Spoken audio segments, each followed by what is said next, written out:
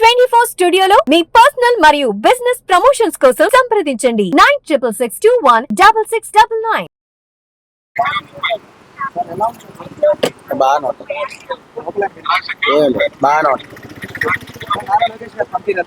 పనితీరు బాగానే తర్వాత నెడమారు వరకు రోడ్డు బాగానే పడ్డది, కానీ మరి నెడమారు నుంచి రోడ్డు పడలేదు.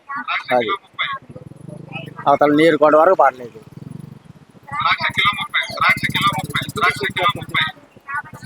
అయింది కూడా బాగానే చేస్తున్నారు, కానీ పింఛన్లు కూడా ఏదో రావట్లేదు మాకు, కొన్ని రావట్లేదు. అదే తేడా అవుతుంది. కొంతమందికి రాయలేదు కూడా ఉన్నాయి, పెట్టే ఉన్నాయి, ఏవి రావట్లేదు. ఏ పింఛన్ కూడా రావట్లేదు. ఆ సరుకులు కొద్దిగా మాత్రం తగ్గాయి, కొద్దిగా ఎక్కువ రేట్లు కూడా కొన్ని ఉన్నాయి. అది అప్పుడు మీద ఇప్పుడు పర్లేదు.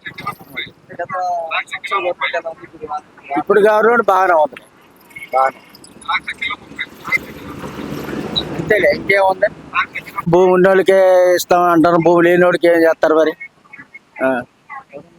చెప్పారు కదా చంద్రబాబు, భూమి ఉన్నోడికి అయితే వీళ్ళు డబ్బులు ఇస్తాం కట్టించుకోవాలంటాడు, భూమి లేని వాడు పేదవాళ్ళకి ఏం లేదు. అది ఒకటే నాకు గుర్తుంది బాగా. మరి నమస్తే, చెప్పండి. ఇప్పుడు ప్రస్తుతానికి అయితే ఆశాజనకంగానే ఉందండి. ఎందుకంటే కొన్ని అన్నీ కూడా కొద్దిగా బాగానే చేస్తున్నాడు. జరుగుతున్నాయి, అమరావతి పనులు జరుగుతున్నాయి, డెవలప్మెంట్ బాగా ఉంది. కొద్దిగా అన్నీ ఒకటి సాల్వ్ చేసుకుంటూ వస్తున్నారు కాబట్టి ప్రభుత్వం పరంగా కొద్దిగా బాగానే చేస్తున్నాడు అనిపిస్తుంది. లోకేష్ గారు నెంబర్ 1 అండి, తిరగలేదు అస్సలు. నో. పవన్ కళ్యాణ్ గారు కూడా ఆయన బాగా కష్టపడుతున్నాడు. ఈ మధ్య రేషన్ బియ్యం అని అవన్నీ కొద్దిగా పట్టుకొని కొద్దిగా ఇదిగా చేస్తున్నాడు.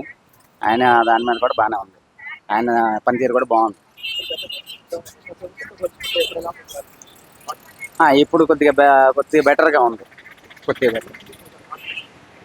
అంటే ఇక్కడ ఏంటంటే డెవలప్మెంట్ కొద్దిగా ఈ నియోజకవర్గం మొత్తం కూడా లోకేష్ కొద్దిగా పట్టుదలగా పెట్టి బాగా డెవలప్మెంట్ చేస్తున్నాడు.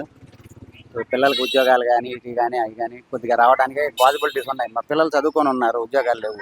కొద్దిగా ఐటీ పరిశ్రమ కొద్దిగా డెవలప్మెంట్ చేస్తే కొద్దిగా ఇంకా మా పిల్లలు కూడా డెవలప్ అయ్యి ఇక్కడే ఉంటారు కదా హ్యాపీగా. అందుకని అమరావతి డెవలప్ అవ్వాలని మేము కోరుకుంటాం. తప్పకుండా. అవును, సూపర్. కొరగల్లో నీరుకొండ రోడ్డు వేయలేదన్న, నెడమర వరకు వేశారు. అక్కడి నుంచి బాగా యాత్ర ఉందన్న. అది పరిపాలన మాత్రం బాగానే ఉంది. కొత్త పింఛన్లు రావట్లేదు, పాతయే ఇస్తున్నారు. అది కొంచెం పర్లేదన్న. కొంచెం ఆయిల్ రేట్లు తగ్గిస్తే పని చేసుకునే ప్రజలు తింటారు కొంచెం ఆహారం.